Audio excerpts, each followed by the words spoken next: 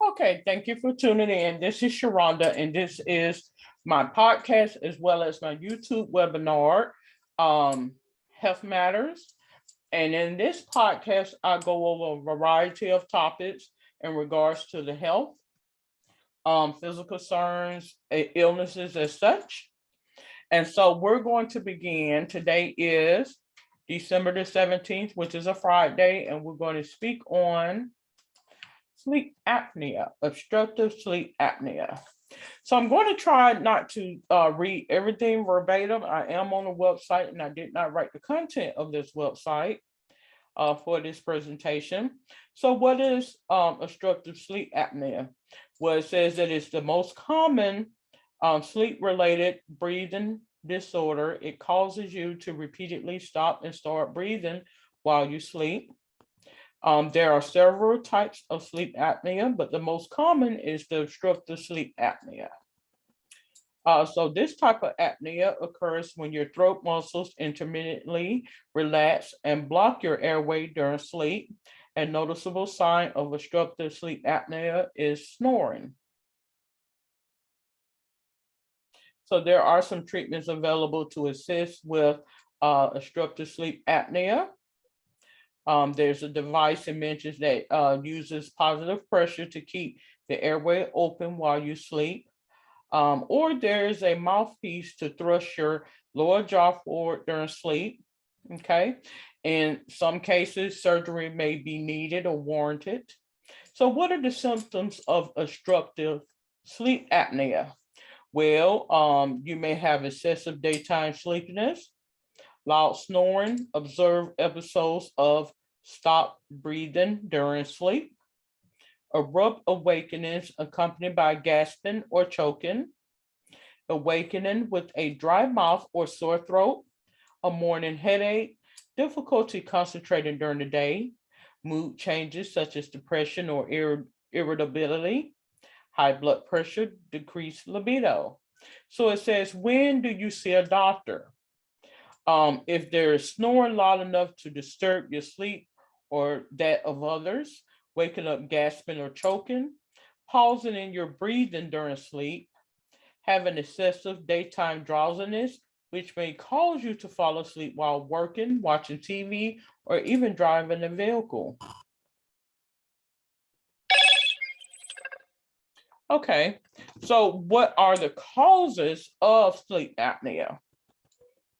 Okay, so again, it mentions when the muscles in the back of the throat relax too much to allow normal breathing. These muscles support structures, including the back of the roof of the mouth, which is the soft palate, the triangular piece of tissue hanging from the soft palate, the uvula, the tonsils, and the tongue. So if you begin to see that little piece when you open your mouth, the little dangle piece. Okay, so it says when the muscles relax, your airway narrows and closes as you breathe in, hampering your breathing for 10 seconds or longer. This can lower the level of oxygen in your blood and cause a buildup of carbon dioxide. Your brain senses this impaired breathing and briefly rouses you from sleep so that you can reopen your airway. This awakening is usually so brief that you don't remember it. You can awaken with shortness of breath that corrects itself quickly within 1 or 2 deep breaths. Okay. So this pattern sometimes can be done between 5 to 30 times per hour throughout the night, as it mentions here. So risk factors. What are some of the risk factors in regards to obstructive sleep apnea? Well, excessive weight. Most, but not all people with obstructive sleep apnea are overweight. Fat deposits around the upper airway can obstruct breathing. Medical conditions that are associated with obesity, such as hypothyroidism and polycystic ovary syndrome, are also some causes of obstructive sleep apnea. Older age, the risk of obstructive sleep apnea increases as you age, but appears to level off after the 60s and 70s. Narrow airway. You might inherit naturally narrow airways, or your tonsils or adenoids might become enlarged and block your airway. High blood pressure, hypertension, obstructive sleep apnea is relatively common in people with hypertension. Chronic nasal congestion. Obstructive sleep apnea occurs twice as often in those who have consistent nasal congestion at night, regardless of the cause. This may be due to a narrow airway. Smoking. People who smoke are more likely to have obstructive sleep apnea. Diabetes. Obstructive sleep apnea might be more common in people with diabetes. Sex. In general, men are twice or three times as likely as premenopausal women to have obstructive sleep apnea. The frequency of obstructive sleep apnea increases in women after menopause. A family history of sleep apnea. Having family members with obstructive sleep apnea might increase your risk. Asthma. Research has found an association between asthma and the risk of obstructive sleep apnea. So complications in regards to this condition, daytime fatigue and sleepiness, which can, lead to severe daytime drowsiness, fatigue, and irritability. Difficulty concentrating and falling asleep at work, watching TV, or even driving. Cardiovascular problems, sudden drops in blood oxygen levels that occur during this sleep apnea, increase blood pressure and strain the cardiovascular system. Many people with obstructive sleep apnea develop high blood pressure or hypertension, which can increase the risk for heart disease. So, it puts you more at a greater risk of coronary artery disease, heart attacks, heart failure, and strokes. So that is something that you want to, get evaluate and take note of, okay? It also increased the risk of abnormal heart rhythms, which are also considered arrhythmias, which can lower the blood pressure. If there's underlying heart disease, these repeated multiple episodes of arrhythmia can lead to sudden death. Okay, so it's something very serious, sleep apnea. So if you, are having any of these symptoms, you may want to schedule a visit with your primary care physician to get some testing done, okay? Eye problems. Some research have found a connection between sleep apnea and certain eye conditions such as glaucoma. Eye problems can usually be treated. Sleep deprived partners. So, if you are someone who, may suffer from sleep apnea, the loud snoring at night can, interfere with relationships of your counterparts and loved ones. Okay. So, what are some of the diagnoses and treatments? Of course, as I mentioned, you may want to consult with your doctor to get a physical exam done, and they will, go through a series of assessments, and they may refer you over to have a sleep study done. The first testing list here is Apollo Somography. It says during this sleep study, you're hooked up to an equipment that monitors your heart, lung, and brain activity, breathing patterns, arm and leg movements, and blood oxygen levels while you sleep. You might be monitored all night or part of the night in a split night sleep study. In a split night sleep study, you will be monitored during the first half of the night. If you're diagnosed with obstructive sleep apnea, staff may wake you and give you continuous positive airway pressure for the second half of the night.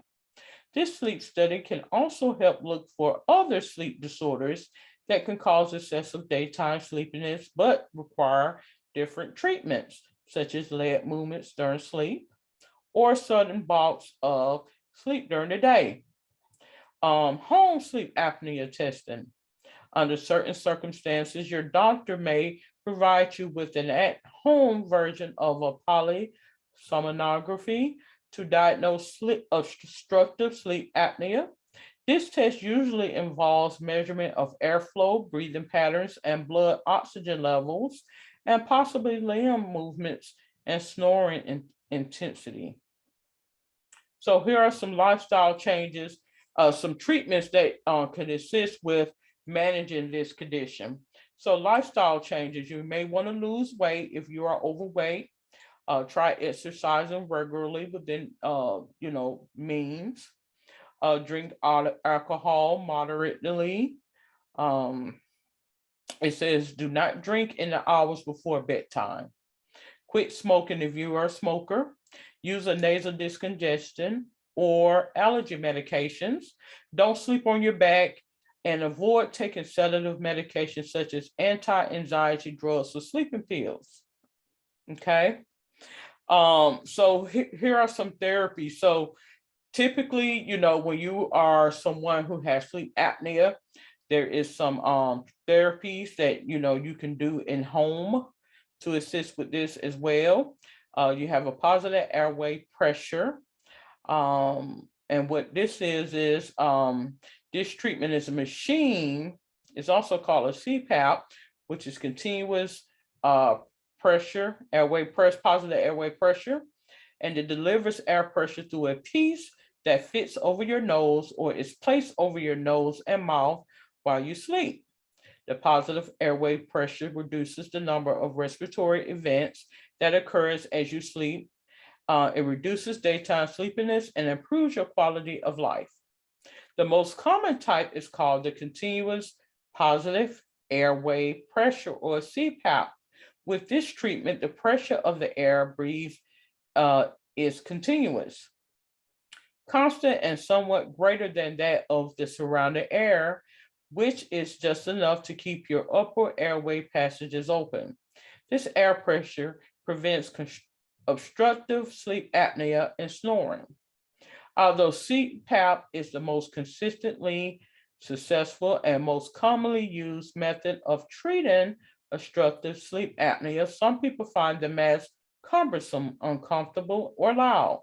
However, newer machines are smaller and less noisy than the older machines, and there are a variety of mask designs for individual comfort. Also, with some practice, most people learn to adjust the mask to maintain comfortability and a secure fit. Okay, so it just goes on a little further in talking about the CPAP. Then you have a BiPAP as well, which is the difference between the two is you have a bi-level positive airway pressure with the BiPAP machine, and it delivers a preset amount of pressure when you breathe in and a different amount pressure when you breathe out. Okay, so there's also the use of a mouthpiece through positive air pressure is often an effective treatment, or appliances are an alternative for some people with mild or moderate obstructive sleep apnea. It also used for people with severe sleep apnea who can't use CPAP. These devices may reduce your sleepiness and improve your quality of life. These devices are designed to keep your throat open. Some devices keep your airway open by bringing your lower jaw forward, which can sometimes relieve snoring and obstructive sleep apnea. Other devices hold your tongue in place in a different place. Okay, so you have the nasal mask here as it has indicated. Now surgery and other procedures. So, it may be conducive that you tried everything, or your case may be more worse off. So surgical removal of tissue, and it's referred to as ovulopalatopharyngoplasty.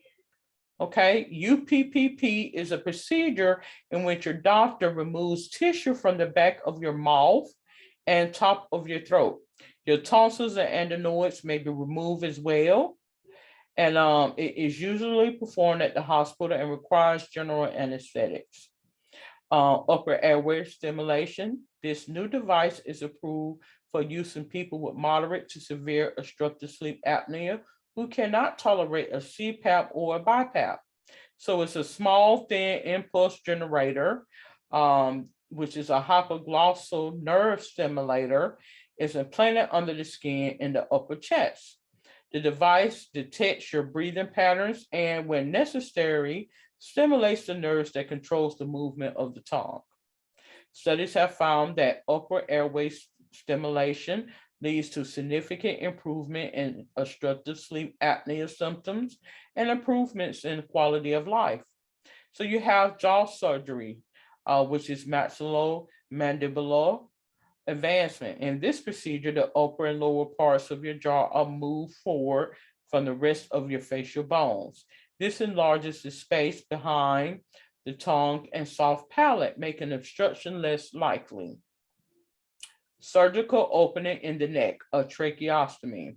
You may need this form of surgery if other treatments have failed and you have severe life-threatening obstructive sleep apnea. During a tracheostomy, your surgeon makes an opening in your neck and inserts a plastic or metal tube through which you breathe. Air passes in and out of your lungs, bypassing the blocked airway. Air passes that's in your throat, which is the areas that is obstructed from the get-go, okay? Other types of surgery may help reduce snoring and sleep apnea by clearing or enlarging air passages, including nasal surgery to remove polyps or straighten a crooked partition between your nostrils, such as a deviated septum. Surgery to remove enlarged tonsils or adenoids. Okay. So again, it has some lifestyles and home remedies. It mentions about losing weight, exercising, avoiding alcohol, medications such as anti-anxiety drugs and sleeping pills, sleeping on your side or stomach rather than on your back, okay?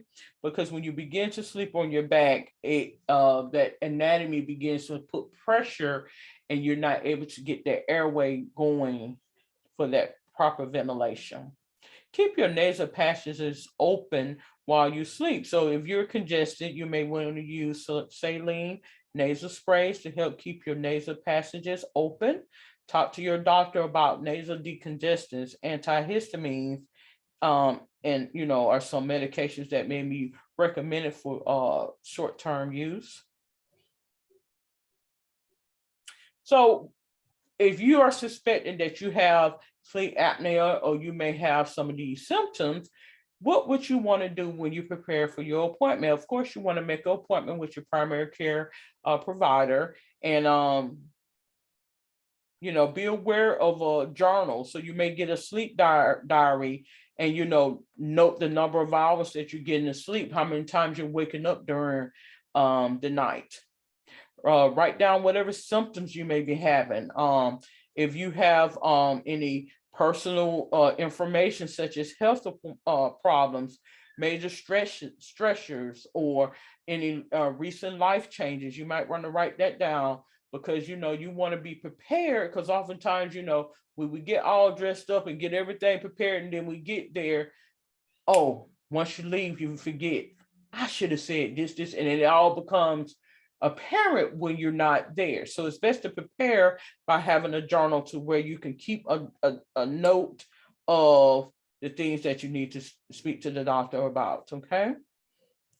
You want to bring a list of all your medications, vitamins, and supplements you take, including doses, and include anything you have taken to help you go to sleep.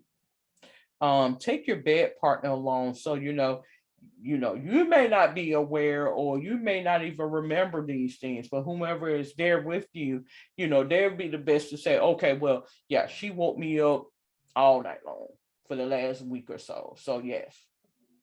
Again, you want to write down these questions that you may have for the doctor and, he or she may assist you with assessment and getting you set up for to have, a referral to a sleep study if need be. Okay. So I am going to close out this episode of Health Matters. And I thank you for tuning in. If you have any questions, comments, or suggestions, you're more than welcome to comment in the comment area. Until then, you have a safe and wonderful day. Good day.